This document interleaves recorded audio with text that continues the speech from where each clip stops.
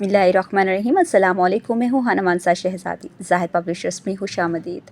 प्यारे बच्चों, हम उर्दू की किताब बराए जमात दोम पढ़ रहे हैं और आज हम इसका सबक नंबर 13 पढ़ेंगे। कछुआ और खरगोश। सुनने की कहानी। हासिलात ताल्लुम। इस सबक की तकमील के बाद तलबा इस काबिल हो जाएंगे कि वो मतन सुनकर समझ सकें, सादा इबारत समझकर पढ़ सकें, मतन पढ़कर सवालात के ज़ुबानी जवाब दे सकें, ज़ुबानी दुरुस्त जवाब दे सकें, इबारत को दुरुस्त तलफ़्फ़ुज़ और लब लहजा के साथ अदा कर सकें।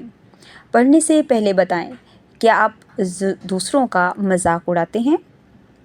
क्या आप जानते हैं कि कभी किसी को खुद से कमतर नहीं समझना चाहिए? अब हम कहानी को गौर से सुनेंगे।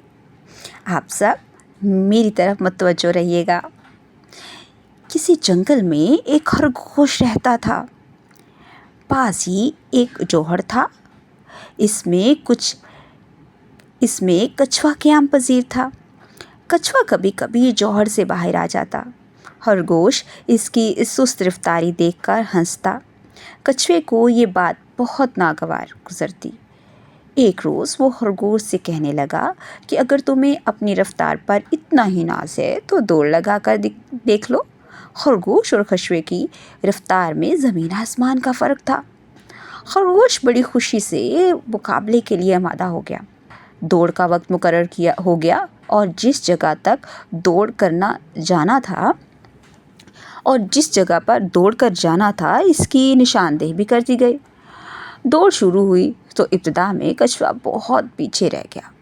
खरगोश ने ये देखकर कि कछुआ बहुत पीछे रह गया है तो इसने दिल में सोचा कि ज़रा आराम कर लूँ।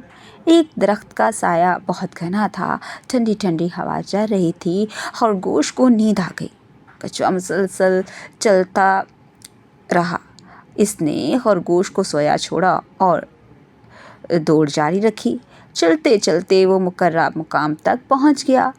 आखिर खरगोश जब जागा तो उठकर दौड़ पड़ा। जब मुकर्रर जगह पर पहुंचा तो क्या देखता है कि कछुआ पहले से ही वहां मौजूद है। वो बहुत शर्मिंदा हुआ। कछुआ दौड़ जीत चुका था। वो खुशी से फूला न समा रहा था। नतीजा, गरूर का सर नीचा होता है। देखा आपने, कभी भी अपने आप को ओवर स्मार्ट नहीं समझना चाहिए, बल्कि अपनी मुसलसल कोशिश जारी रखनी चाहिए। छोटे छोटे कदम आपको कामयाब कर सकते हैं। समझें और बताएं, खरगोश और कछुआ कहाँ रहते थे? खरगोश और कछुए के दरमियान कौन सा मुकाबला हुआ? खरगोश क्यों सो गया? इस कहानी से आपने क्या सीखा? हमने इस कहानी को बहुत ही गौर से सुना है। आपने साथ साथ पढ़ने की भी कोशिश की होगी।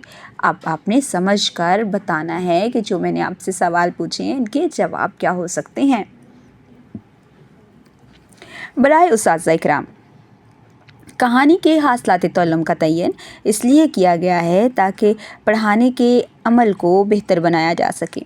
अल्फाज का दुरुस्त तलफ़्फ़ुज़ तलबा को बताएं। कहानी दुरुस्त तलफ़्फ़ुज़ और रवानी से पढ़ें। फिर तलबा को पढ़ने का कहें। मौका महल की मुनासबत से तलबा की इस्लाह करें ताकि वो कहानी पढ़ते वक्त मखसूस लहजे को अपना सकें। तलबा को मंज़र पर गौर करने का मौका दें। कहानी सुनते हुए आवाज़ के उतार चढ़ाव, मुनासिब मुकामात पर वक्फ़ा और अल्फाज पर ताकीद के ज़रिए दिलचस्पी पैदा करें। तलबा से मुख्तलिफ़ किरदारों के बारे में पूछें। तलबा को अपने अल्फाज में कहानी सुनाने का कहें। समझें और बताएं कि सवालात तलबा से कहानी सुनने के दौरान में पूछें। तलबा को बताएं कि कभी गुरूर नहीं करना चाहिए। प्यारे बच्चों, आज हमने एक बहुत ही दिलचस्प कहानी गौर से सुनी है। आपने भी साथ साथ पढ़ने की कोशिश की और मुतल्लिक़ा सवालात के जवाबात भी दिए हैं। उम्मीद करती हूँ आपने आज की इस वीडियो से बहुत कुछ सीखा होगा। मज़ीद सीखने और जानने के लिए हमारे साथ रहिएगा। मिलते हैं अगली वीडियो में, तब तक के लिए खुदा हाफिज़।